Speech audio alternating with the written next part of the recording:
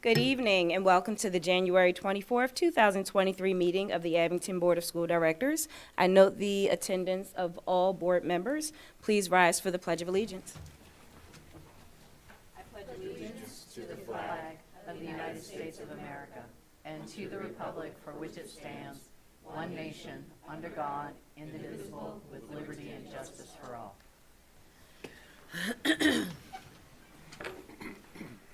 Thank you. The Abington Board of School Directors has convened this evening's meeting at the Administration Building, and the public is welcome. In consideration of the health and safety of the school community, this meeting is also being broadcast live on the Abington School District YouTube channel. The meeting is being recorded and will be accessible on the district's website and cable channel no later than Friday, January 27th, 2023, to allow those members of the public who cannot participate to view the proceeding at a later time. Comments from citizens will be conducted in person and by phone. Information regarding participating remotely in public comment will be displayed on the screen at the time of public comment. The board thanks the public in advance for its cooperation. This is a place where we hold dignity in high regard. Everyone's voice is respected and welcomed in this space. Do we have any additional agenda items this evening, Dr. Fetcher? No, I have just announcements, announced honors. Thank you. Any additional agenda items to be brought about from my fellow board members? Okay, we'll open up with comments from the board. Mr. Allen? Nothing, thank you. Ms. Frazier? No, thank you. Mr. Kay? Dr. Mowry? Welcome to tonight's meeting. Thank you. Ms. Glasser. Glasser. Yep, you got it. Glasser. You'll Aaron? get it one of these days. No, I don't have any. Thank you. Ms. Glasser, you are appreciated. I'm happy you're here. I appreciate you too. Mr. Muhammad? Good evening, everyone. Ms. Fazy? Good evening. Dr. Kleiman? Nothing, thank you. Dr. Fetcher? Good evening. Good evening. I just want to say Happy New Year to those of our community members who are celebrating the Lunar New Year of the Rabbit. Dr. Fetcher? I have an announced honor this evening. I'm proud to share that Abington School District has been awarded a mini grant totaling $2,500 from the School Superintendents Association, AASA, and its partner, Sourcewell. The Helping Kids mini grant is part of AASA's Live Well, Lead Well initiative, which aims to assist districts with promoting healthy students, healthy staff, and healthy buildings. The funds went to adding accessibility features to the playground at Rydell Elementary School. We thank AASA for selecting us as one of just 35 school districts across the country to be awarded a mini grant for 2023. And if I may move into honors. Yes, please. Okay, at this time, I'd like to invite Mr. Angelo Barrios to introduce our Abington Senior High School student, Cody Kroll, the January 2023 Student of the Month at Eastern Center for Arts and Technology. Mr. Barrios. Thank you, Dr. Fetcher. Good evening, Dr. Fetcher, Ms. Brown, and members of the Board of School Directors. At this time, I'll ask Cody to please join me. Cody is being recognized as the Eastern Center for Arts and Technology's January Student of the Month, where he's enrolled in the Automotive Technology program. Cody had a great meeting with him just this past week, where he shared with me he loves tinkering, fixing things, working with his hands, and when we had our Eastern open house, he obviously attended, and initially he was interested in the welding program. And then once he went into the automotive center, he became hooked. And after conferring with several family members and his father, he decided to give automotive training. That's where he studied. Cody's father is an Eastern graduate. He was in the electrical program, and his grandfather was in the horticulture program many years ago. So he has some family history there. So Cody, let me just move on here, excuse me, Cody. At Eastern, Cody is the Skills USA school-wide vice president and was chosen by his instructor to attend the Career and Technical Student Organization Leadership Conference in the Poconos in November 2022. He volunteered as a student speaker at Eastern's Designer Bag Bingo, which was a fundraiser held in October, and helped raise $7,000 for Skills USA and the Easterns Foundation. He's a student representative for Automotive Technology's Occupational Advisory Committee, where he provides student voice on issues related to the continuous improvement of the program. In December, Cody won first place in the Skills USA Local Action Skills Competition, where he demonstrated how to check and change a vehicle's oil. I could use an oil change soon. Work on tractors as well? All right, okay. Presently, Cody works at Earthborne Trucks and Equipment, which is a heavy equipment mechanic apprentice, and ultimately he wants to become a diesel mechanic. According to Cody's instructor, George Stahl, Cody is an outstanding student with strong leadership skills, a great work ethic, and a positive attitude. After graduation, Cody plans to continue working with Earthborne and is considering attending the Automotive Training Center in Warminster, Pennsylvania. And so it's my distinct pleasure to commemorate Cody and honor him with this beautiful plaque here.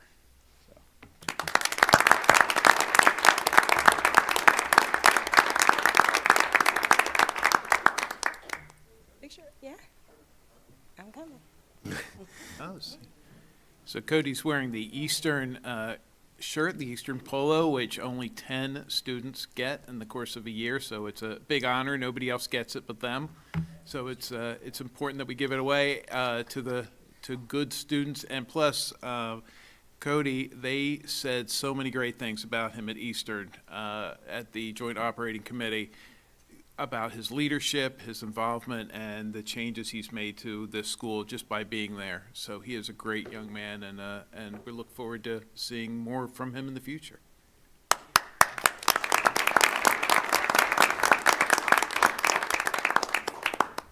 Congratulations, Cody. And we are always looking for bus mechanics. Just want to put that out there. There might be an opening. Yes, no. I just want to let you know that we're always looking for bus mechanics, and there might actually, I'm not sure if we've fulfilled the position that's still open, but, keep going to school and keep us in mind here at Abington. Thank you. Congratulations, Cody. Very proud of you, sir. Very proud. It's true. And an amazing personality. You will go a long way in life. Your skill will take you wherever you need to go, but that personality, I see it just from where I'm sitting now. You have a bright future, bright current and bright future.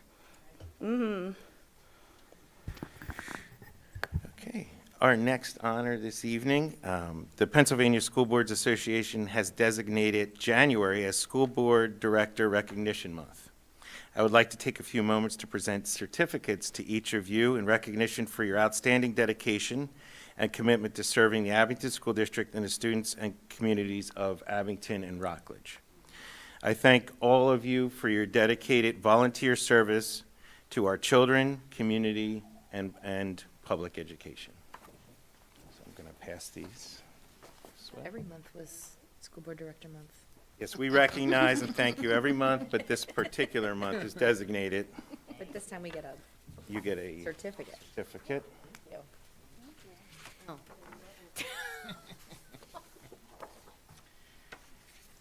And with that, your school board director salaries will be increased by 3 times. So you say every year. Yes. 0 to the third power. Yeah, exactly. Okay. May I move on to the orientation? For Yes, please. Tonight, Mr. Lionetti and I will review the total expenditures and revenue for the 2023-2024 proposed preliminary general fund budget. You will see later on in this evening in agenda number 14, the resolutions pertaining to the proposed preliminary budget. The Act 1 budget calendar requires that the proposed preliminary general fund budget be approved and available for public inspection and precede the adoption of the preliminary budget by 20 days. The adoption of the proposed preliminary budget is only the first of 4 budget approvals that will be presented to the board between now and June 27th at the board meeting. Mr. Lionetti, I'm going to ask you to begin. Thank you, Dr. Fetcher. As Dr. Fetcher has stated, this evening begins a 6-month process where, in accordance with Act 1 of 2006, we're going to bring to you 4 formal adoptions of 4 versions of the general fund budget. In accordance with Act 1 of 2006, we'll be doing a proposed preliminary tonight, a preliminary on the February 14th meeting, on May 9th, proposed final, and then, as Dr. Fitcher stated, June 27th, we'll be asking you to adopt the final budget.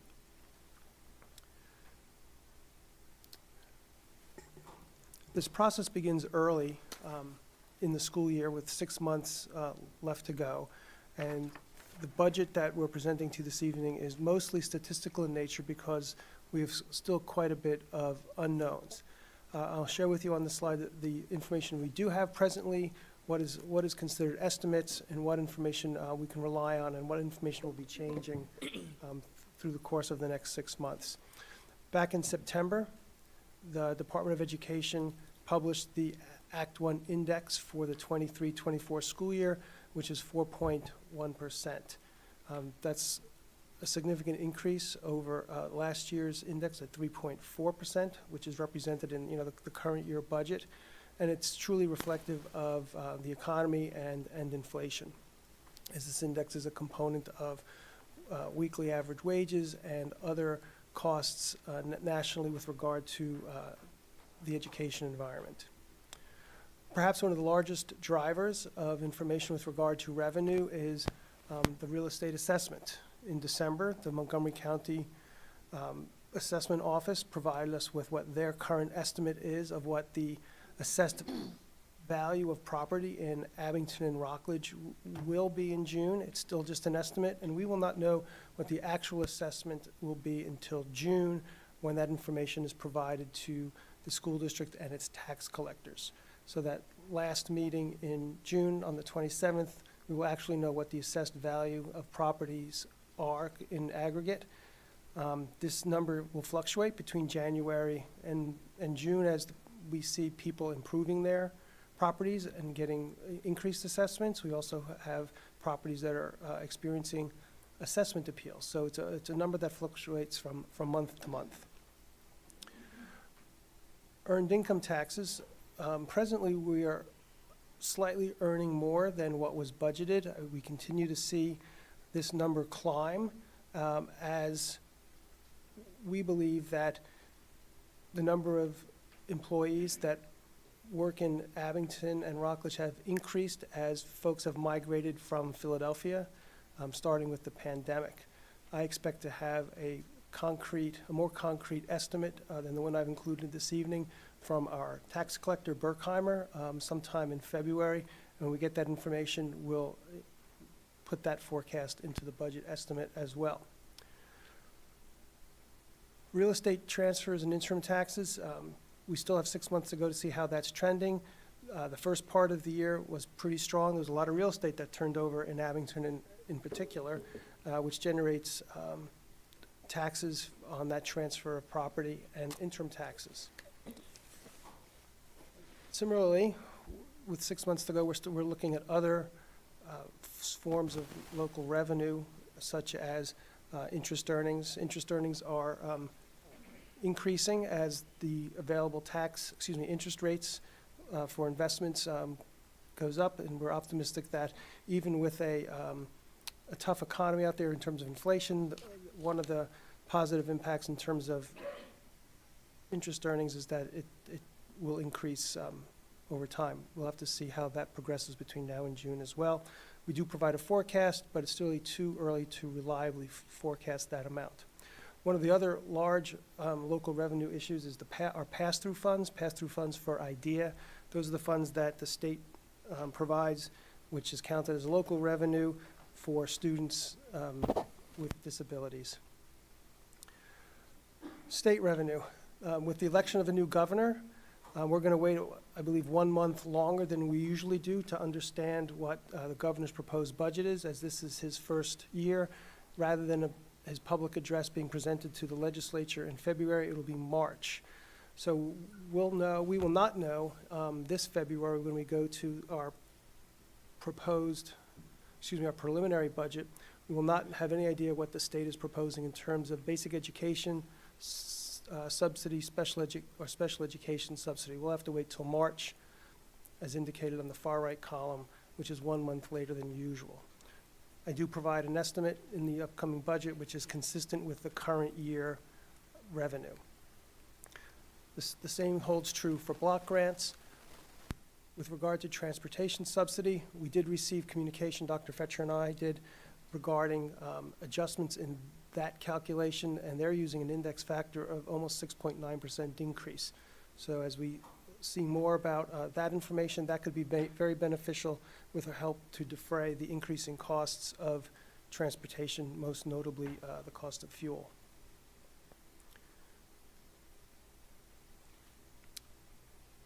PDE has provided a tool for school districts to begin to estimate if they can make use of referendum exceptions.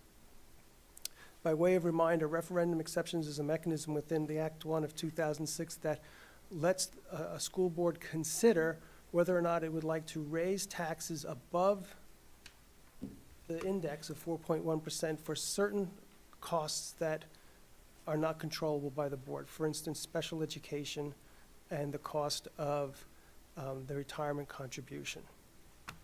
We'll review those for the meeting in February, and we'll show the impact of what we believe you may be eligible for, which would be raising taxes above the 4.1% index, and we'll share that information with you in our next budget proposal on February 14th. We do have an estimate of what the Sterling Act and gaming proceeds might be for providing tax relief to those who are qualifying homesteads. A qualifying homestead is someone who lives in the property that they owns. We have roughly 14,600 qualifying homesteads. Tax relief is a revenue neutral move for the school district. The tax relief is provided by two mechanisms, gaming proceeds and the Sterling Act reimbursement. You'll recall in December, we asked you to authorize the level of wages earned in Philadelphia by residents of Rockledge and Abington, for which there's no reciprocity in terms of the earned income tax coming back to Abington. So as a means of providing some relief, although not to the school district, to the local taxpayers, that's an important component of the property tax relief for homesteads. You might recall that the amount of earnings in Philadelphia that we asked you to certify in December was amongst the lowest it's been in about 8 years, which is also reflective. It's the reciprocal relationship between earned income tax that we're seeing and the lesser amount of Sterling Act tax credits, which means we'll probably see a decreased amount of tax relief for the coming school year, and we cover that in one of the final slides in this evening's presentation. It won't be till late spring when Dr. Tony Butts, our Director of Teaching and Learning, will be attending federal conferences, understanding what our title program revenue will be. In general, federal revenue is decreasing for the upcoming year because we're exhausting all of the CARES Act and ESSER money that we received from the federal government in the years aligned with the pandemic. Access program funds are funds that we receive as reimbursement for medical services provided to Medicaid eligible students. There's about $850,000 each year in our federal revenue budget for those programs, and those are restricted funds. The funds are used strictly for support of students in special education. In terms of expenses, we certainly know what our collective bargaining agreements state in terms of wages for the 23-24 school year, and Ms. Alfonso, our Director of Human Resources, has provided me with an estimate of what we believe our salaries will be, which is also reflective of the information that Dr. Melchor shared with you at our January 10th meeting regarding enrollment and staffing. Negotiated benefits are really those benefits that mostly consist of healthcare costs. We belong to a self-funded organization in Montgomery County known as CPAST. They've provided Ms. Alfonso with information about the cost of healthcare benefits, which is entitled The First Look. We will get a second look sometime in March or April, where they will be provided rates for the healthcare benefits that are provided to the employees of Abington School District, and whichever look or quote or estimate is the lowest, that's the one that will prevail for the upcoming school year. We'll cover this in a little bit more detail when we get into the subsequent pages. We're seeing a significant increase in our negotiated benefits for medical because in the last several years, we've enjoyed about $6 to $7 million of cost avoidance because we were able to rely on excess reserves that were in CPAST in our name. Those funds are now at the appropriate level, so we're going to see over a $2 million increase for the upcoming school year for those negotiated benefits. The upside of that is that, again, we avoided $6 to $7 million of expense over the last several years. Mandated benefits, we do know what the largest factor regarding mandated benefits is for the coming school year. In December, we were given the new rate, the employer contribution rate for the retirement program for school employees. It's actually a decrease. It's the lowest it's been in the last 10 years, although this still is one of the most significant costs that the board really doesn't have any control over. And we have seen an escalation since 2010 from under 5% contribution to over almost a 19% contribution. So over $35 million, around $35 million of your expense budget goes to the retirement program, and I'll show you that number down the road.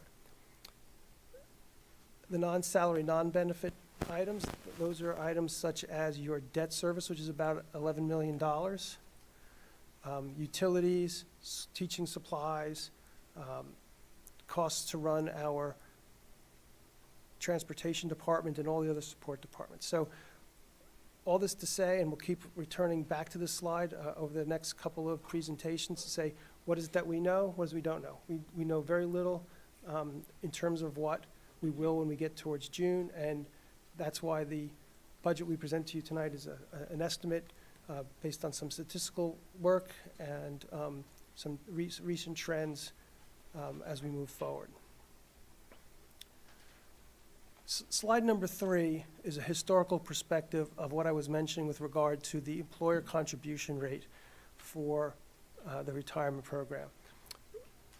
On this slide alone, which starts at 2013-14, you can see the rate of contribution was 17%, and in the current school year, it's 35%. So it's doubled in that 10-year period, which makes a significant amount of our expense, going from $12 million in that time, just under $13 million in that time frame, to well over $30 million. The good news is, this is the first year, probably since the early 2000s, where there's an actual adjustment downward. We're going from 35.26% employer contribution to 34%. That's a $3.6% decrease budget to budget. That really is a significant decrease because it helps to offset the large increase for negotiated benefits, healthcare costs, where this is only increasing about $300,000 to $400,000 this year. Even with increases in salaries, it's a big help in this budget season. We do see, as of December of 2022, the forecast for upcoming years. So it looks like we'll be seeing increases in these areas again to the tune of over $6 million, or just over $6 million in the next several years. Again, really does drive up your expense budget significantly. It'd be fair to say half of the revenue that covers it does come from the state. The other half comes from the taxpayers of Abington and Rockledge. Also, from a historical perspective, I'd like to share where we've been with regard to tax increases and the use of fund balance, which is an important element of your budget. This retrospective goes back to 2009-2010 school year, where you can see that began a trend of 4 years of no tax increase, 3 years of tax increases in connection with the indexes at 2.1, 1.9, 2.4%, followed by 4 years of no tax increases, even though there was an index that was in excess of 2.3 to 2.6% each of those years. And in those years, you see the same pattern. You see in years where there's flat taxes or no tax increases, we go from gaining some fund balance to using fund balance for several years. Then a tax increase where we somewhat break even and add modestly to the fund balance. And then as you go through and have flat taxes, you see that we expend fund balance. So in this time period of 10 years, we've expended about $24.3 million of fund balance, which is significant, which is, we were up over $51 million, and now we're in the $30 million range. So we have balanced our tax increases with use of fund balance. But again, this budget recommends for a third year in a row, at this stage, a tax increase, because this trend is unsustainable.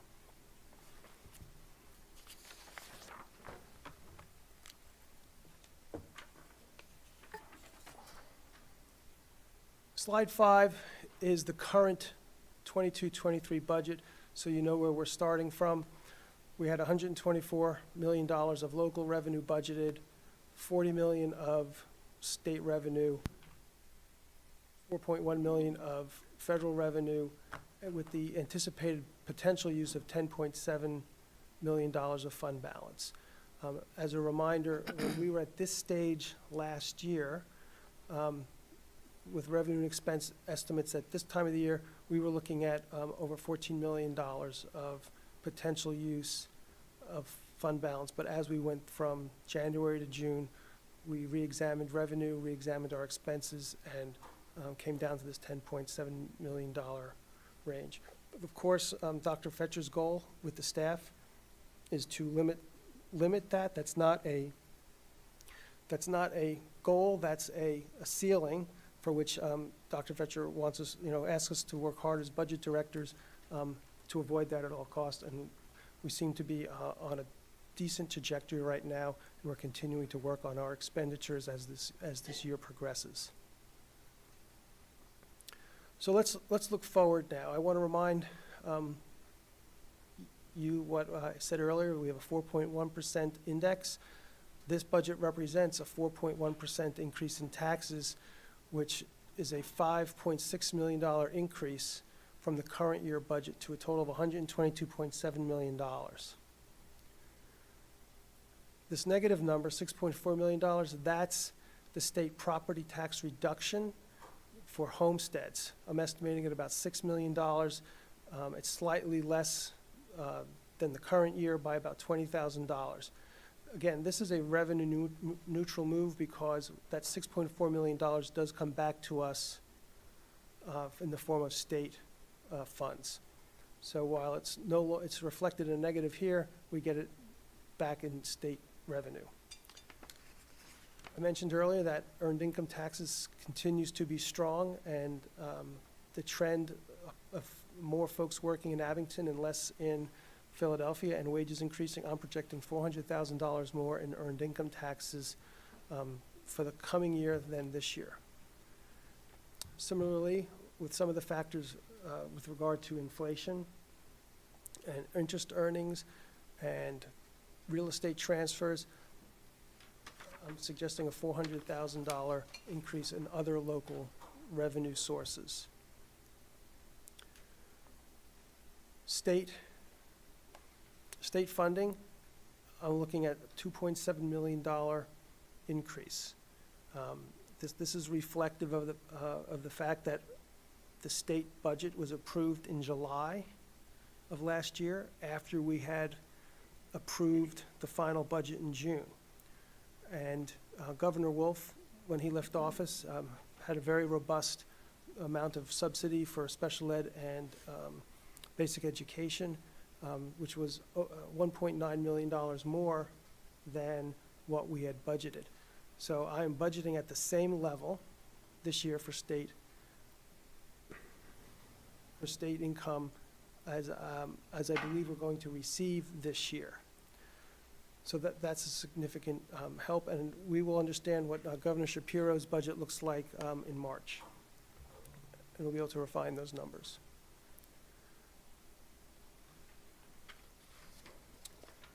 As I mentioned earlier, we'll see a decrease in federal revenue because we're expending the ESSERS and CARES Act funds that we received over the last few years, and we'll await for information on title funding once we get into the springtime. All told, that's $176.9 million of revenue. Before we look at fund balance closely, I'm going to move to expenses. I'm anticipating a 4% increase in salaries based on the information we have in collective bargaining agreements and staff changes, which includes, I think it's 10 gray boxes for the upcoming year, which of course get examined more closely as we begin to refine our enrollment for next year. Our medical benefits, as I mentioned, going up $2.4 million, or an 18% increase. Again, the cost itself is not going up that much in terms of the individual rates. It's just that we've used the reserves over the last several years to avoid about $6 to $7 million of payments over that time. Mandated benefits are only going up $380,000. That's based on the fact that although we have increased salaries, the rate of employer contribution is decreasing next year. Forecasting $1.8 million increase in non-salary, non-benefit items for a total of just under $34.9 million. This is reflective of increased anticipated costs for utilities, providing some resources at this point for the facilities department to consider some of the projects that have been identified by your consultant for in our facilities condition assessment, as well as increased needs for curriculum, where we recently adopted a new, I believe it was a new math program that's got some significant costs attached to it in the first year. So $187 million of proposed expenses estimated at this particular juncture, stuff that we will continue to work on, and it takes up to $10.7 million to balance that budget. At this particular time, I'll turn the presentation over to Mr. Vittoria, who can address what the impact is on the typical assessed value of property in Abington and Rockledge. So the top portion of the slide shows the impact on a homeowner by raising the millage rate 4.1%, which is the Act 1 index, from 33.83 mils to 35.21 mils. A homeowner with an assessment of $141,130 would see a tax increase of $194.76, which is a 4.08% increase. Because the homestead property tax relief is projected to decrease by $3, the homeowner will see a tax increase of $197.76, which is a 4.46% increase. The lower portion of this slide shows the impact on a senior citizen with an assessment of $141,130, who qualifies for the Abington School District Senior Citizens Rebate Program. Depending on the senior citizen's income level, the homeowner will see an increase between $35.26 to $135.26. Looking ahead to the February 14th meeting, the board, through resolutions, will adopt the 2023-2024 preliminary general fund budget and authorize the advertisement of the board's intent to submit referendum exceptions to PDE by March 3rd, or to approve and submit a referendum question to the County Board of Elections by March 17th. Dr. Fetcher, the next part of the presentation is the addendum 14.1, which is what the board is voting on this evening. What I'd like to do briefly is take a closer look at the revenue sources in somewhat more detail. You saw the totals in aggregate, but I wanted to make sure that the board was able to see in public the other sources of revenue that are counted as local revenue. I had mentioned the pass-through funding. I had mentioned the earned income tax and transfer taxes. But I didn't mention some of the smaller items such as public utility taxes that we collect. With regard to state revenue, you can see the largest portion of state revenue, $16 million, is for the retirement fund. So those are dedicated funds, really not at your disposal for program, but for complying with the required mandates for retirement. $9.4 million for basic education subsidy, $4.1 million for special education, and looking at transportation reimbursement of just over $1 million. Again, we'll take a closer look at that now that we know that there's an index multiplier of about 6.8%. When you look at your addendum further, you can see your budget expenditures by major object and major function, such as regular education, special education, and so forth. So I want to make sure that you had an opportunity to see this. I know you've had this information previously, but I want to make sure that we shared with the public the actual addendum that you're voting on. Dr. Fetcher, that concludes my presentation. If there's any questions that we can ask, we'll do our best to answer them at this time. Thank you. Question or comments from the board? Dr. Mowry? Mr. Lionetti, you mentioned when you were going through the slides initially that the ESSER funds were expiring this year, so that means there are no ESSER funds in this budget? There are some ESSER funds Okay. in the proposed budget. It's just at a lesser amount than the current school year, which is Okay. why we're seeing a decrease in the available federal funds in this budget. Okay, and is this the last year for those? To my Grants? knowledge, yes. Okay. I've heard discussion of possible extensions for use of the funds if schools and other entities are not able to expend them all, but that's just discussion at this point, and our plan is to spend all the funds in next year's budget. And then if I could ask a second unrelated question to that. The information that was broken down in terms of mortgage, how the tax increase might affect a tax bill on a given house. So for families who pay a monthly mortgage, right? The 147, 197? 194. 197? 197 breaks down to $16.50 a month. Is that right? I didn't do that math. That sounds about right. Okay. Divided by 10 would be $19, so a few more months, yes. I would Okay. say that you're in the ballpark with that, Okay. having not done that. Okay. All right. Thank you. I just wanted to clarify that for people. For a house that's assessed at $282,000, right? For No. Mrs. Brown, for a house that is assessed at $141,000, which is the typical assessment or average assessment, that implies about a $300,000 market value home. Okay. I had a couple of kind of higher end questions, I guess. Can we talk a little bit about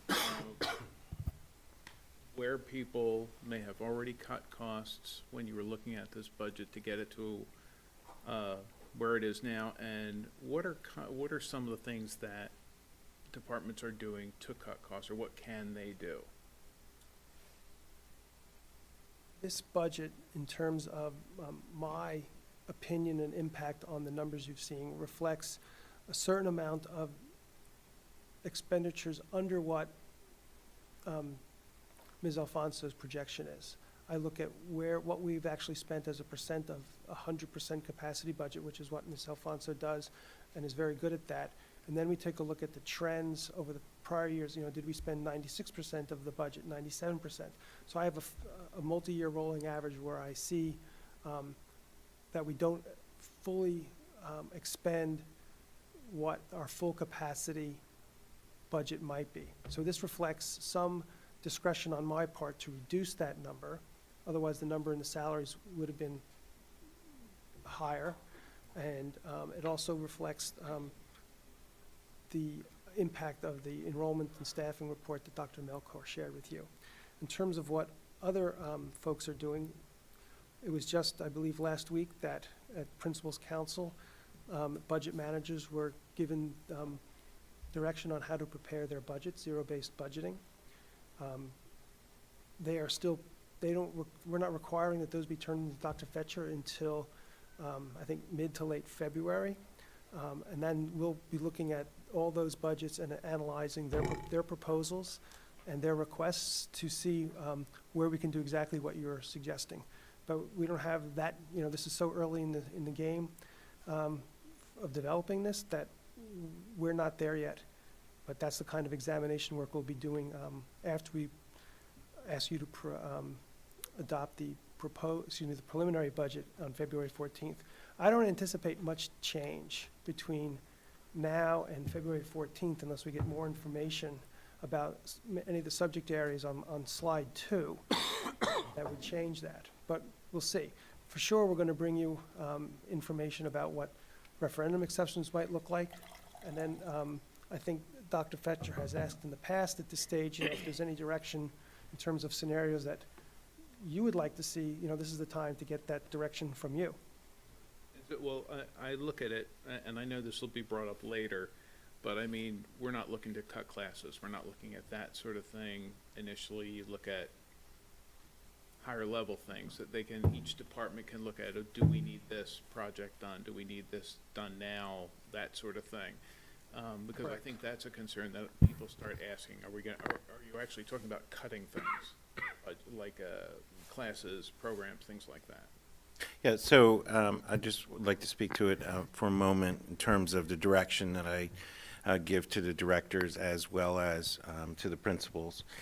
This is a starting point, and if you recall from last year as well, we take a look at things like number of teachers, number of types of programs that we are putting into place. Like, for instance, we are putting in a new math program.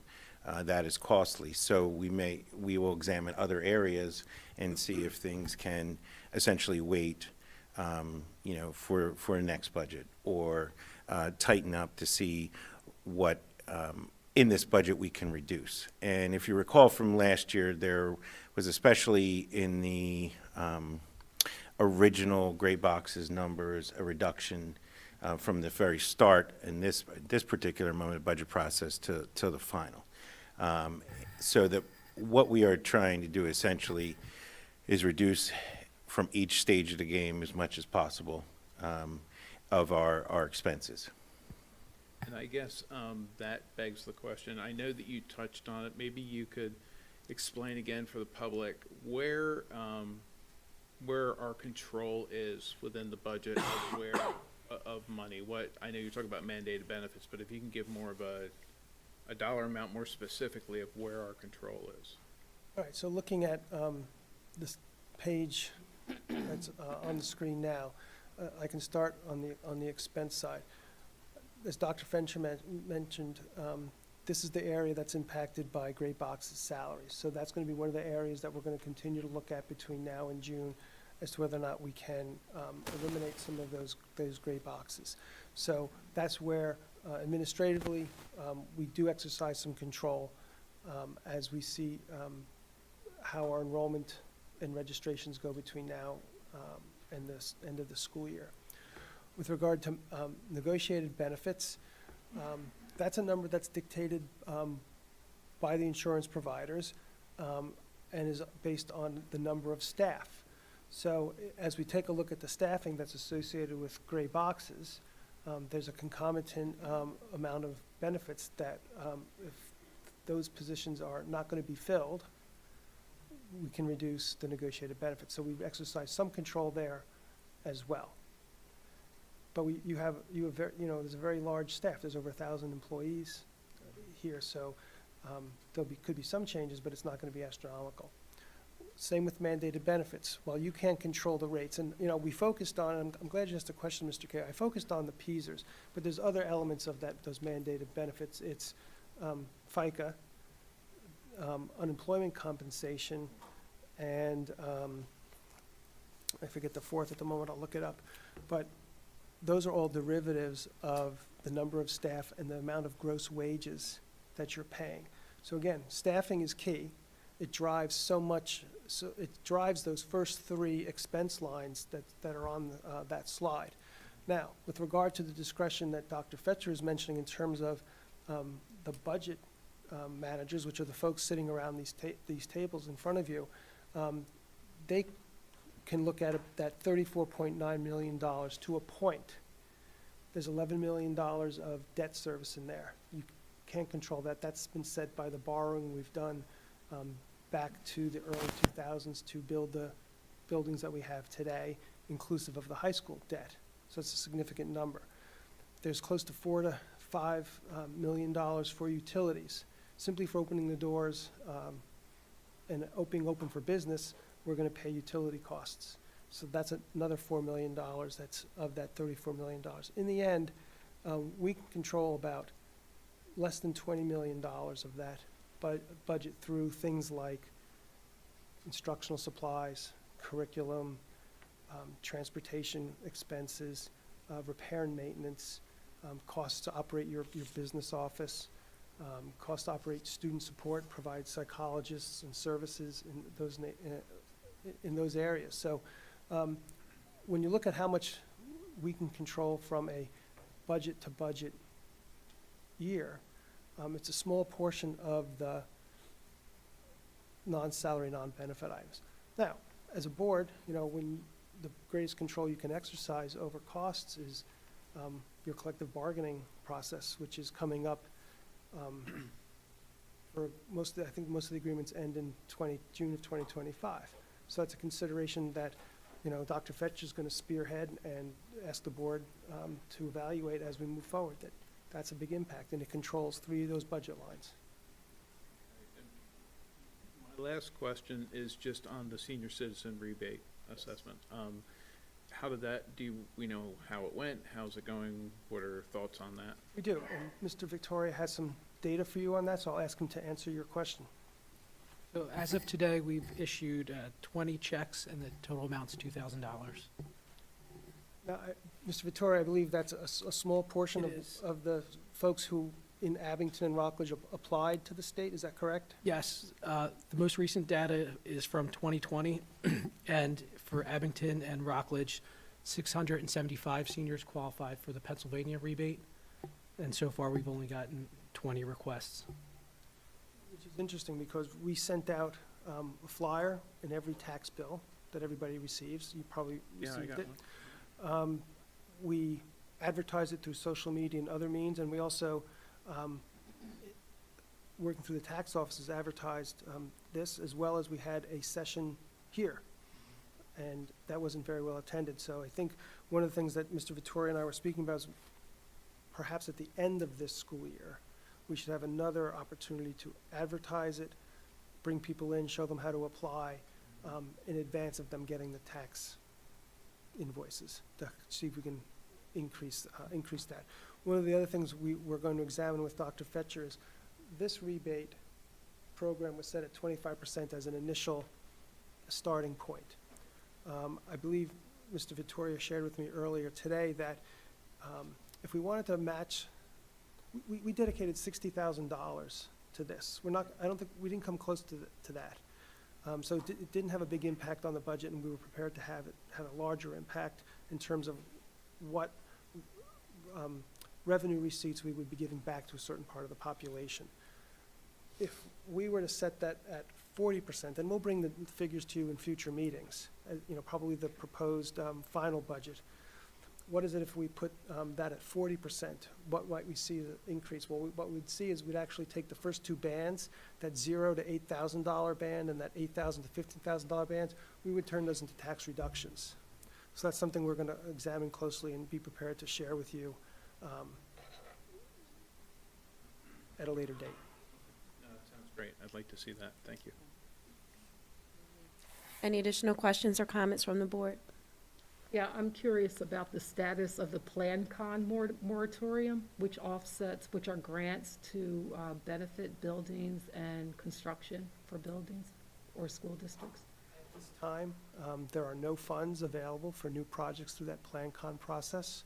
If we were to take on a project such as a middle school renovation or similarly large reimbursable project, we would go through the process, but there wouldn't be at this particular time any funds available. Now, I don't know what the new governor's budget looks like and whether or not something that he would ask that the legislator revive.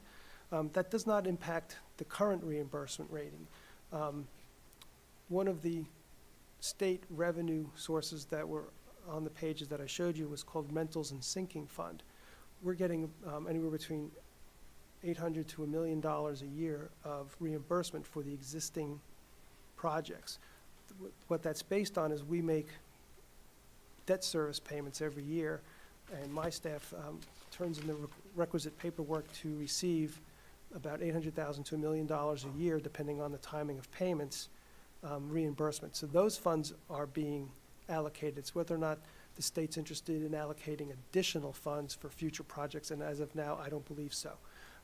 I'll be attending some budget sessions in February and March once the governor's budget's put out there and it's been analyzed, and we'll certainly keep an eye on that since you raised that subject, but I am not optimistic that they're bringing that back. Any other additional questions or comments? I have two questions as a follow-up to what Mr. Kay was asking about. What is the current process for senior citizens to apply for that rebate? Is it electronic or paper or both? Mr. Vittoria, if you can explain the piggyback process that this board approved? So the first step is that the senior has to qualify for the Pennsylvania rebate, which can be done either electronically or by paper. Once the senior qualifies for the Pennsylvania rebate, they would file the Abington School District application, which is a paper application. Thank you. And then additionally, my second question is on slide 4 of the presentation that you gave to us today. So there are some years in which it looks like we are not using any of our fund balance, and then other years where we are using part of the allocated fund balance. Can you talk through a little bit? Is there information about that trend, and as we're thinking ahead to our fiscal needs, is there a way in which we can be replicating some of the years where we're not using any of our actual fund balance? Well, I don't have specific information with me on any one of those prior budget years. What I tried to exhibit on this slide is that in years in which we go from a period of some tax increases followed by no tax increases, we begin to not have actual or current revenue exceeding or equaling actual expenses and transfers. So the reason the boards historically did not raise taxes in these years is because there was sufficient fund balance to offset the difference between revenue and expenses. As collective bargaining agreements and normal inflation and increased expenses over a period of time accumulate, you can see we can go from actually garnering fund balance to spending it. And that becomes a trend in of itself, where we say, okay, the board was content to live off of fund balance and not raise taxes because we already had a portion of the taxpayers' resources in our fund balance. And that was the thinking process. And again, when we started expending, close to $10 million of fund balance in a 3-year period, the board was comfortable in raising taxes again over a 3-year period, where we see the same trend. A slight amount of additional fund balance in 15-16, again in 16-17, 17-18, and then we started 4 years of no tax increases, and again, we see the same trend, starting to spend fund balance. And again, the board was comfortable because we had resources to offset the lack of current revenue against current expenses. 2021 is a COVID year. This was, a large expenditure for a lot of expenses that were totally unanticipated given the rise of the pandemic. So while I can't, give you a line-by-line impact study, that's the general trend. The board was comfortable with using fund balance, resources that were already in our possession, in lieu of raising taxes. Thank you. Any other additional questions or comments? I believe you asked for guidance as to what percentages we would like to see. So I would like to go back to the board and see if we would want to request a 0% increase, 1.5, 3, 4.1. What would we like to see? Any voices on that? I'd always like to see a 0%, just to see what it looks like. That's my point of view. Having a 0 as an option, so it's not on the fly in June, I think is important. But also, just knowing some of the needs of the school district going forward, continuing with 4.1 as an option is good for me too. Especially when you take into consideration inflation. I agree. I think it will also, keeping in mind that this is very early in the process, so I think it will be helpful to, once we have more information. So this, what we're voting on today is obviously not the final budget, and this is just allowing the process to move forward. So I agree with my colleagues, but I also just want to make a note that this is very preliminary, and that I think, of course, anywhere we can reduce expenditures and obviously increase revenue is, I think we all agree that that's where we want to be, and using as little fund balances as possible. So I agree with the suggestions of 0 and maybe somewhere in between, like a 2.5, something like that. I'm really appreciative of the breakdown, specifically the question I think you asked Mr. K around how much we actually have control over versus what's out of our hands in terms of the just expenses of the district. And we know that the cost of things are not going to stop going up. And so I'd like to see the 0%, just for the sake of all of our edification, but I would like to see 4.1 as well. Does that provide you with the direction you need, a 0%, something in between, and maintaining the 4.1? Yes, to reiterate, that'll be 3 scenarios, 4.1, 0, and a middle amount.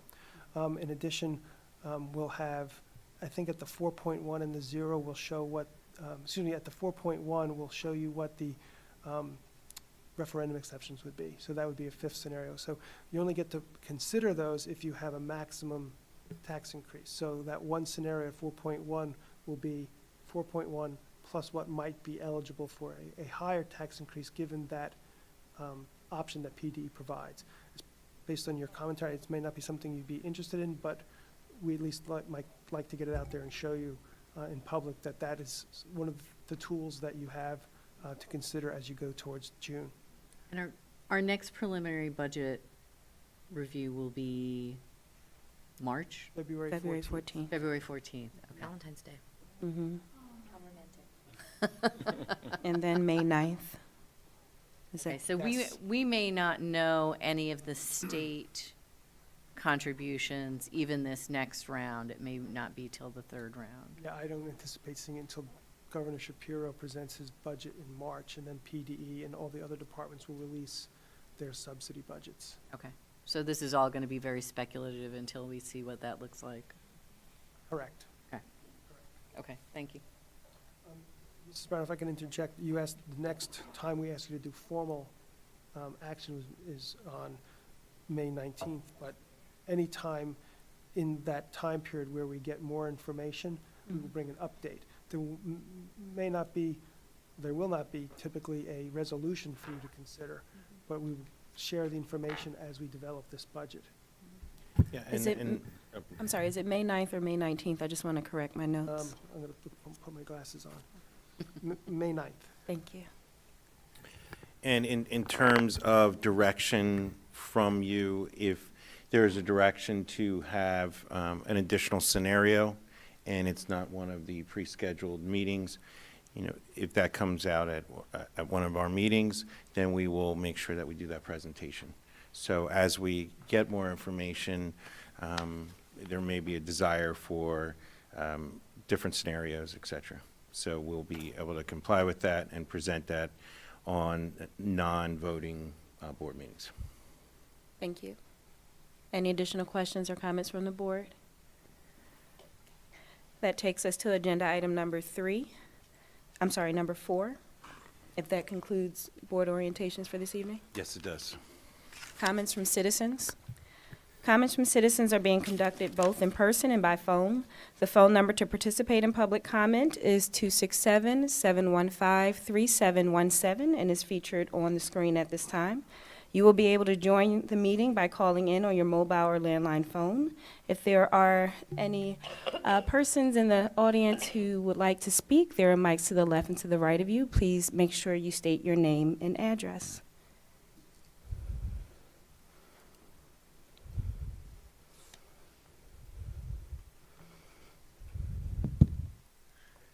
Good evening, ladies and gentlemen. Joe Rooney. I live in Ardsley. Happy New Year. Hope you had a wonderful Christmas. I'm sorry I missed the last couple of meetings, but I was traveling. So, fascinating presentation on the budget. Thank you very much. The first thing, there was a question, and I know you all know it, but in case anybody's watching, the fund balance is our money. It's money the taxpayers have already paid into the school district.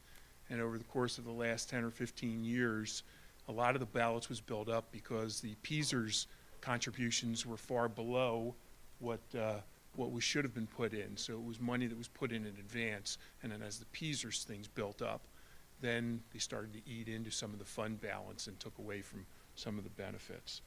The second thing I wish was somebody on the board would ask, where are the 59,000 taxpayers, 59,000 residents, or 22,000 tax accounts going to come up with that money?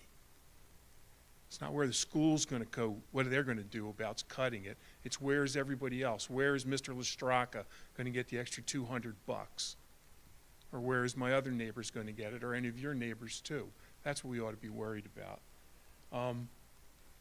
I know you all know what cognitive dissonance is, but that's what we just saw right here. Mr. Lionetti just gave us a budget that has a $9 million spending increase and uses $10 million of the fund balance. Now, it's preliminary, but we're not gathering in enough money for everything we want to spend. You can't say we want a 0% tax increase and then not tell the district where they're going to cut. That's what you all are that's what you ran to do, is to make those tough calls. So, I mean, you have to tell them this is where you have to cut in order to meet our expenses match the money we're coming in. It's not fair to tell them that without making the hard call. You can say, oh, we want just a no increase, but teachers' salaries are going to go up, benefits are going to go up. You have to tell them where they got to find the money. That's the courage. That's what doing your homework's all about. Please do it. It's a hard job. Y'all are spending too much money. And where's it got to come from? I'll give you 100 good ideas if you ask. Nobody will ask. Everybody that's not a teacher, go start in this building right here. You got to cut 25% of the personnel. That'll take your PSERS count down. That'll take all of the other stuff down. The school district's about educating kids. It's not about hiring adults. We have too many people. We just hired 2 hall monitors for the junior high school. We got a $2.5 million no bid contract we gave to the superintendent. We didn't look and see what we could save with that. That's just one You got all these other contracts coming up. That's where the hard calls have to be made. And once again, it's Mr. Lestraka's money, it's Mr. Camp's money, it's all my neighbors' money. I want to Okay. thank you for your voice. Oh, thank you very much.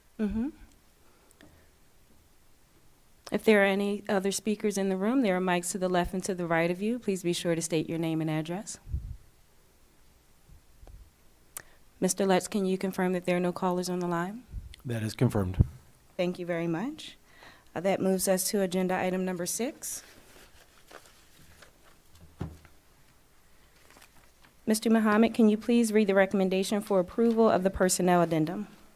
It is a recommended action that the Board of School Directors approves the changes in personnel as reflected in Personnel Addendum Number 6.1. We have a second. Dr. Fetcher, before we move forward, was there a question? I know there were comments. Was there a question to be answered from public comment? I apologize. No, there was, not that I was directed to the school district, there was just a comment. Okay, thank you. And I apologize for overlooking that. We have a second. Dr. Fetcher. Thank you, Ms. Brown. The personnel addendum begins with item number 1 in the appointment of one professional employee for 2022-2023 school year. Under item number 2 are the change of status. One long-term substitute teacher has been offered a professional contract, and 12 long-term substitute teachers have been offered temporary professional contracts for a total of 13 contracts. 12 are effective August 29th, 2022, and 1 is effective September 9th, 2022. Item number 3 is the request for leaves of absence from 3 professional staff members. The personnel addendum continues the compensation for interpreter and translation services, IEP meetings, and support personnel items. Bring your attention to item number 9 and the retirement of Ms. Malika Coleman, an administrative assistant in the business office who served Abington for 25 years. Thank you. Any questions or comments from the board? Okay.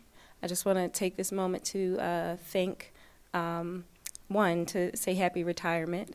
25 years is a long time, and we thank you for your service, but also for the extra duties that are done by our teachers and the clubs that have been offered through our elementary and middle schools. I want to personally thank you for your time that you put in to create spaces for our students to get to know each other and to feel a sense of belonging. So thank you for that. Ms. Flanagan. Mr. Allen? Aye. Ms. Frazier? Aye. Mr. Kay? Aye. Dr. Mowry? Aye. Mrs. Glasser? Aye. Mr. Muhammad? Aye. Ms. Basie? Aye. Dr. Kleiman? Aye. Mrs. Brown? Aye. Ayes have it and motion passes. Mr. Muhammad, can you please read the recommendation for approval of the financial report? It is a recommended action that the Board of School Directors approves the financial report for the period ending December 31st, 2022, as reflected in Addendum Number 7.1.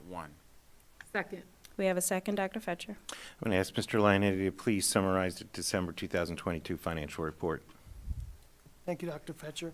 As of December 31, we received $135.1 million of revenue, which is 80.2% of the $168.5 million revenue budget.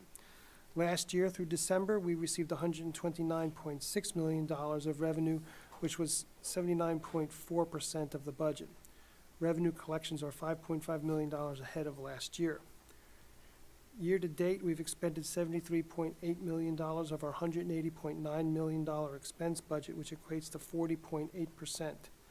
Through the same time period last year, $69.4 million were expended, which is 39.2% of the then $176.9 million budget. We've expended $4.4 million this year compared to last year during the same time period.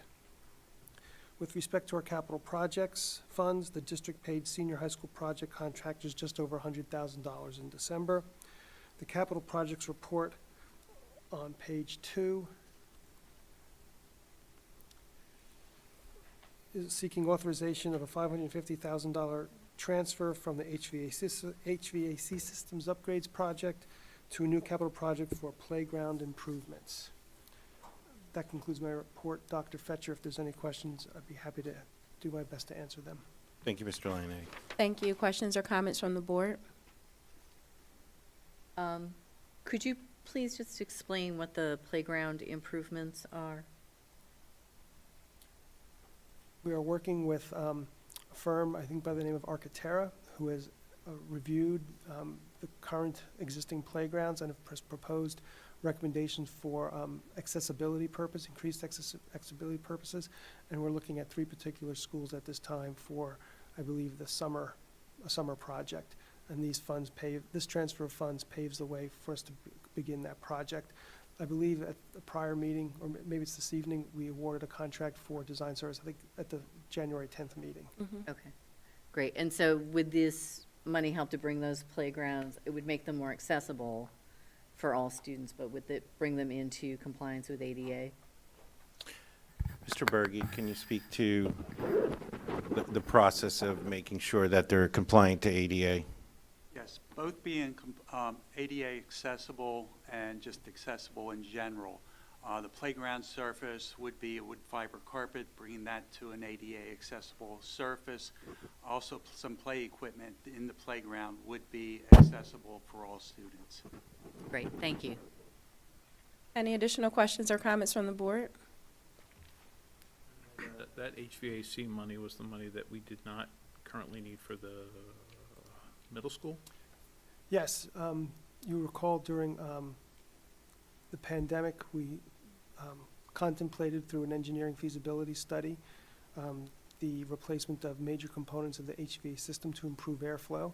When the engineer that we hired reviewed that system, he said, given the current design standards, which are all about energy savings in terms of expenditure, actually decrease airflow, and that it would be a step backwards. So the money that we set aside in the capital project was not expended based on the advice of that engineer and the contemplation of the administration. And once you put money in a capital project, it can't go back to the general fund. So this is a good use of funds that were moved to capital projects in general, and we're just going to designate it for a new project.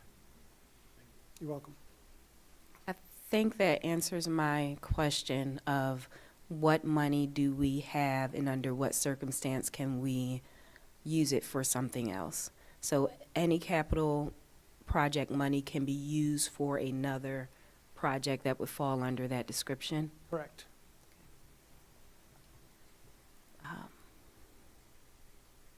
Any additional questions or comments from the board? Ms. Flanagan? Aye. Aye. Aye. Dr. Mowry? Aye. Mrs. Glasser? Aye. Mr. Mohammed? Aye. Ms. Fazy? Aye. Dr. Kleiman? Aye. Mrs. Brown? Aye. Ayes have it and motion passes. Mr. Muhammad, can you please read the recommendation for approval of the payment of bills? It is the recommended action that the Board of School Directors approves the payment of bills for the period ending December 31st, 2022, as reflected in addendum number 8.1. Second. We have a second, Dr. Fetcher. Thank you, Mrs. Brown. I would be happy to answer any questions that you may have regarding the payment of the bills. Questions or comments? Mrs. Flanagan, this is a voice vote. Mr. Allen? Aye. Ms. Frazier? Aye. Mr. Kay? Aye. Dr. Mowry? Aye. Mrs. Glasser? Aye. Mr. Mohammed? Aye. Ms. Fazy? Aye. Dr. Kleiman? Aye. Mrs. Brown? Aye. Ayes have it and motion passes. Mr. Muhammad, can you please read the recommendation for permits for the use of buildings and grounds? It is the recommended action that the Board of School Directors approves the applications for permits for use of buildings and grounds as reflected in addendum number 9.1. All permits are subject to change per the provisions of the Health and Safety Plan pertaining to the COVID-19 pandemic. Second. We have a second, Dr. Fetcher. Thank you, Mrs. Brown. The permit addendum continues to reflect typical requests for use of buildings and grounds for this time of year for meetings, sports, and other school activities and events. Thank you. Questions or comments for the board? Again, I thank our staff for creating these spaces for our youth. They are very important. Mrs. Flanagan? Mr. Allen? Aye. Ms. Frazier? Aye. Mr. Kay? Aye. Dr. Mowry? Aye. Mrs. Glasser? Aye. Mr. Mohammed? Aye. Ms. Fazy? Aye. Dr. Kleiman? Aye. Mrs. Brown? Aye. Ayes have it and motion passes. Mr. Muhammad, can you please read the recommendation for our advertisement for bids? It is the recommended action that the Board of School Directors approves the advertisement for bids as reflected in addendum number 10.1. Do we have a second? Second. Thank you. Dr. Fetcher? Hey, Ms. Brown. Tonight we have 3 requests for permission to advertise. The first is for network components. This permission is requested for an uninterruptible power supply, or UPS, and network switching components. We're also seeking purchase of 3 10-gigabyte fabric switches to support additional data transfer needs through our virtual server cluster, as well as a 7 24-port power over Ethernet switches to support additional phone and wireless needs throughout the school district. Did I do all right, Brandon? I'm impressed. Thank you.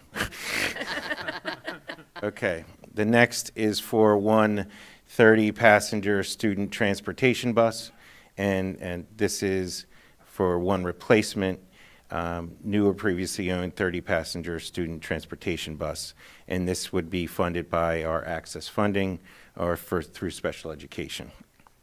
And the third is for our supply bids, and this is for the 2023-2024 school year. Thank you. Questions or comments from the board?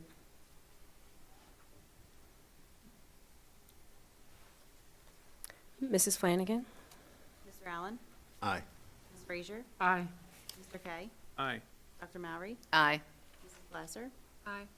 Mr. Mohammed? Aye. Ms. Vacy? Aye. Dr. Kleiman? Aye. Mrs. Brown? Aye, ayes have it, and motion passes. Mr. Mohammed, can you please read the recommendation for the Eastern Center 2023-2024 operating budget? Oh, pardon me, I skipped one. I did.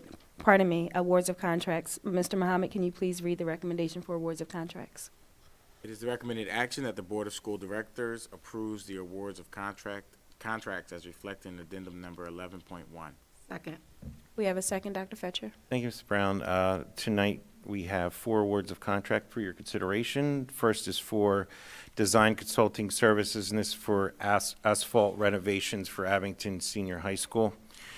And the next is for replacement maintenance pickup truck, and then a replacement maintenance vehicle, and finally, a replacement tire balancer.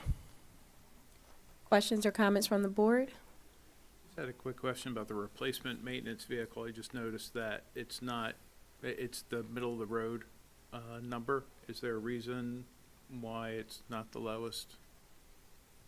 Dr. Malcor? Sure. There is a difference in mileage between the Bryner Chevrolet vehicle and the others. So the recommended replacement vehicle has mileage of 69,468 miles in comparison to vehicles with over 100,000 miles. We also had the ability to have our vehicle maintenance team go out and visibly inspect the vehicle. Okay, great, thank you. Thank you. Any additional questions or comments from the board? I have a question. The asphalt renovations, can you just speak to where that is, and is that, yeah, because we just did all that construction?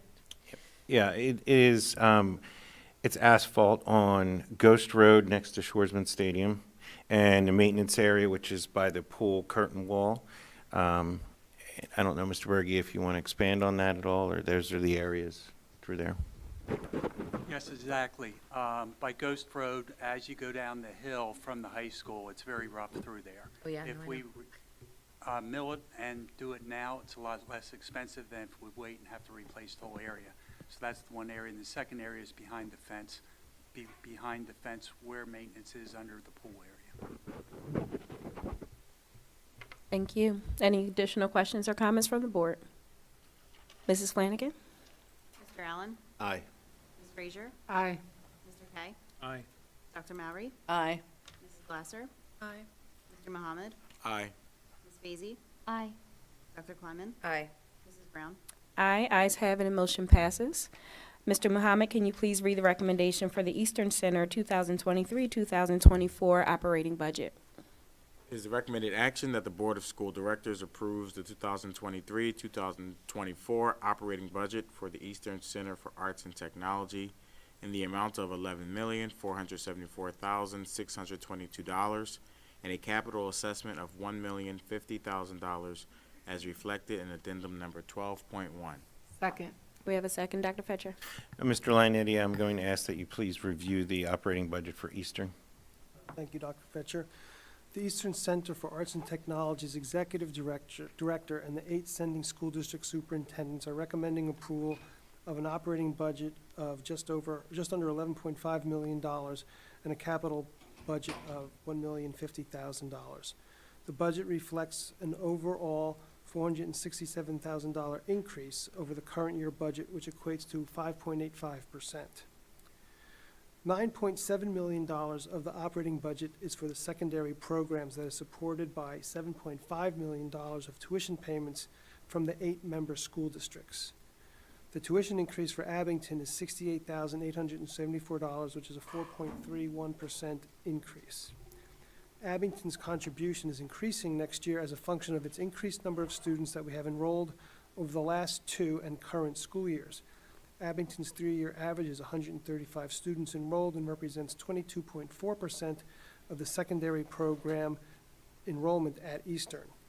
Abington contributes the highest portion of the budget as we enroll the greatest number of students at Eastern.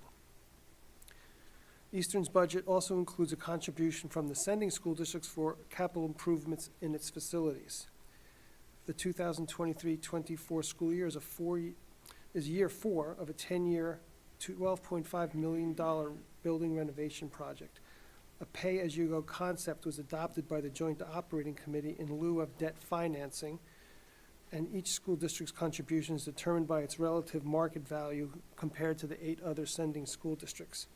Abington has the largest market value, therefore we pay the largest portion of the annual capital expenditure, which is a $51,287 increase over last year for a total of $251,189.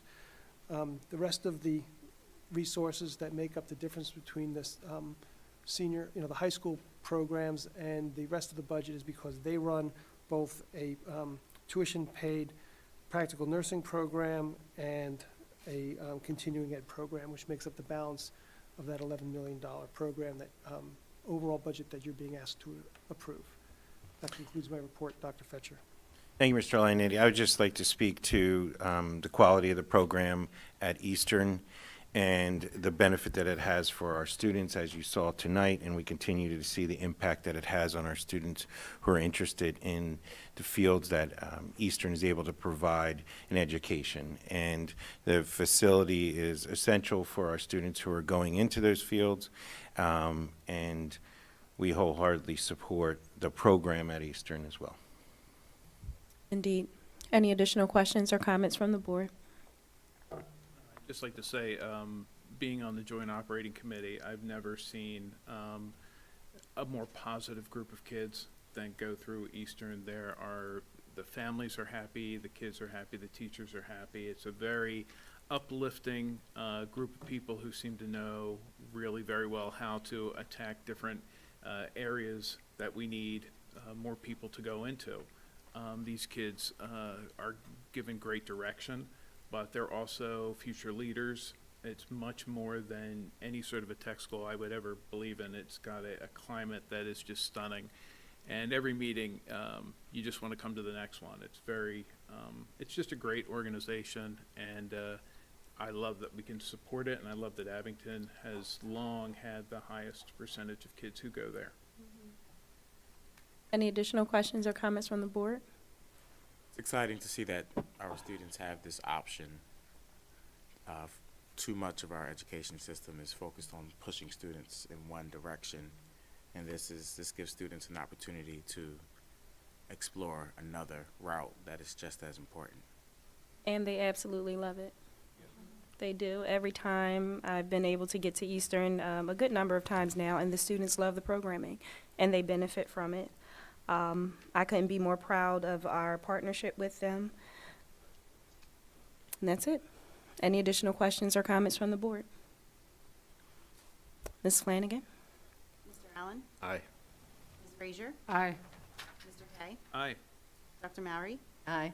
Mrs. Glasser? Aye. Mr. Mohammed? Aye. Ms. Beazey? Aye. Dr. Kleiman? Aye. Mrs. Brown? Aye. Ayes have it and motion passes.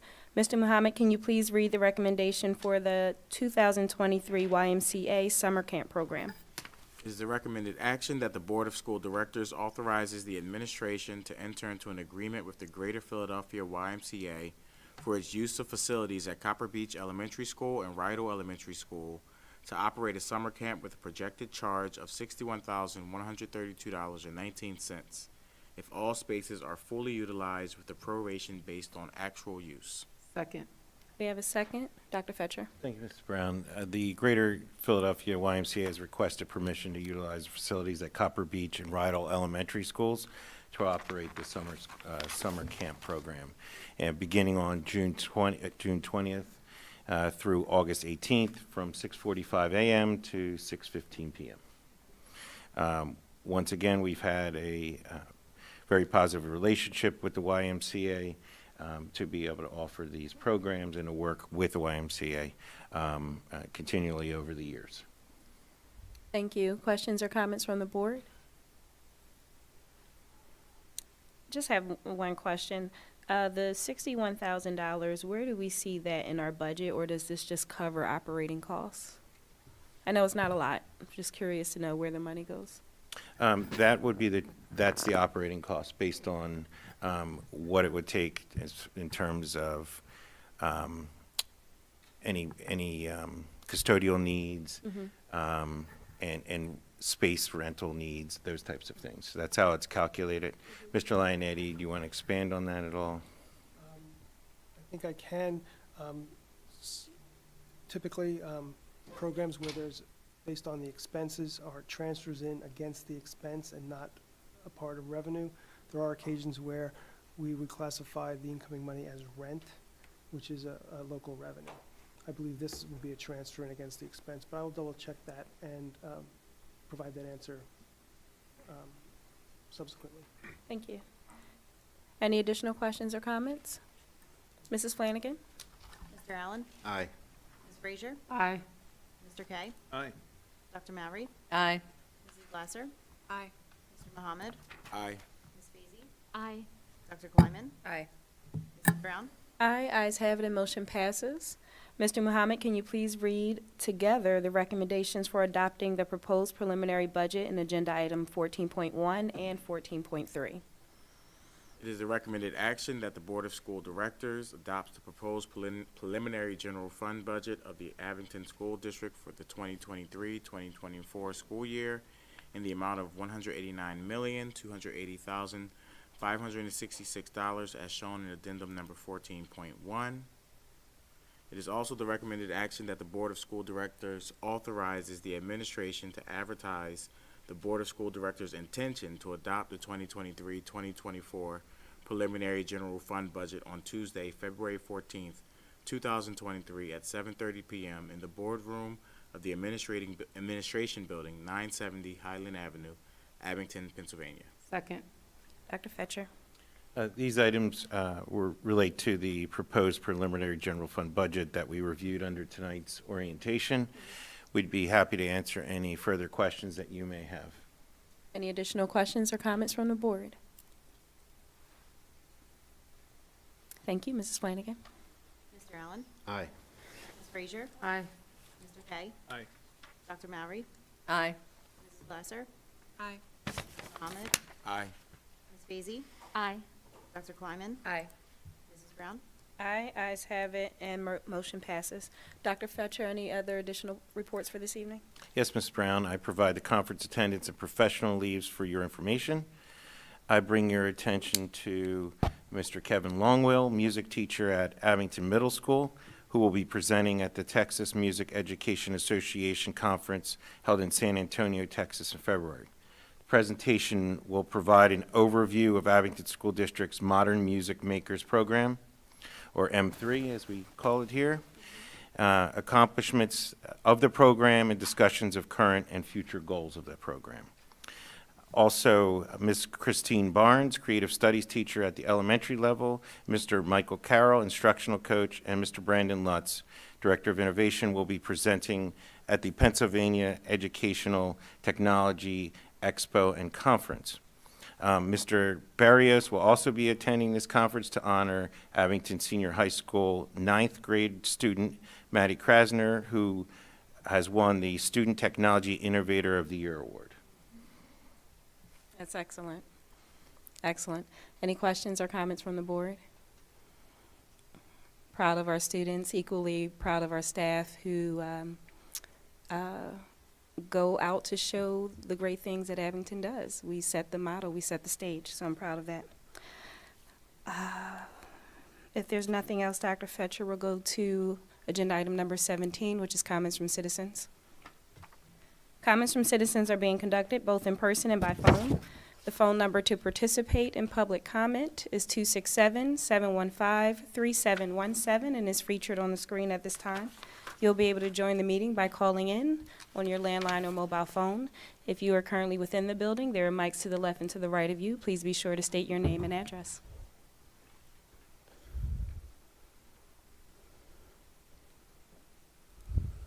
Joe Rooney, and 189 million bucks. Wow, you guys are a lot more sanguine about that than I am. That's a pretty shocking number.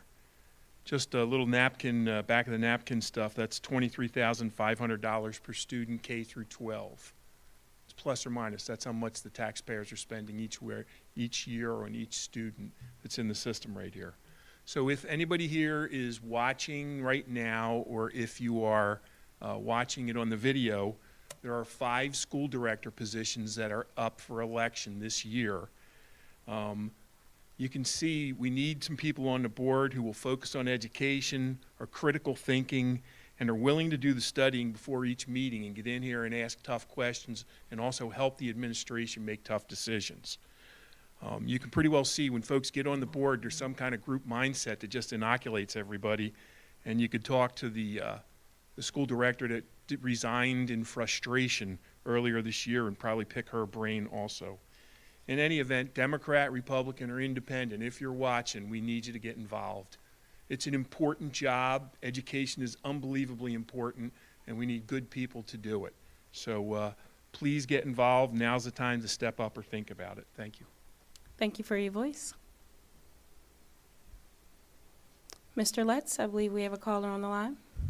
Yeah, the first citizen online for public comment is phone number ending in 2161.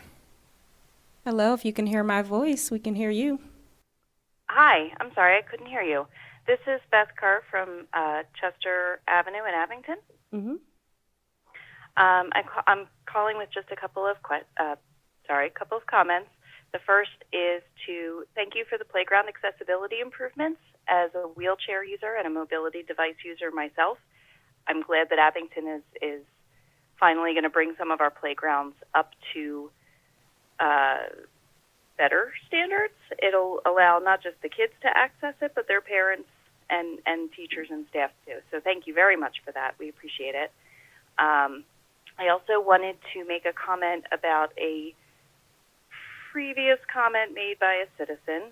Please do not cut the Abington Middle School staff. I'm very glad that you hired hallway monitors for my child's safety. There are way too many kids in that school. It's hard enough to control them with the staff that we have. Please don't remove them. And as far as spending $23,000 per kid, give or take that napkin math, I also have a special ed student who's benefited greatly from the smart decisions that our school board has made, and I appreciate all that you have done for him. He is destined for a good future because of the base that you have provided him. So thank you. Thank you for your voice. Mr. Letts, can you confirm that there are no additional callers on the line? That is confirmed. And is there anyone left in the room who would like to speak?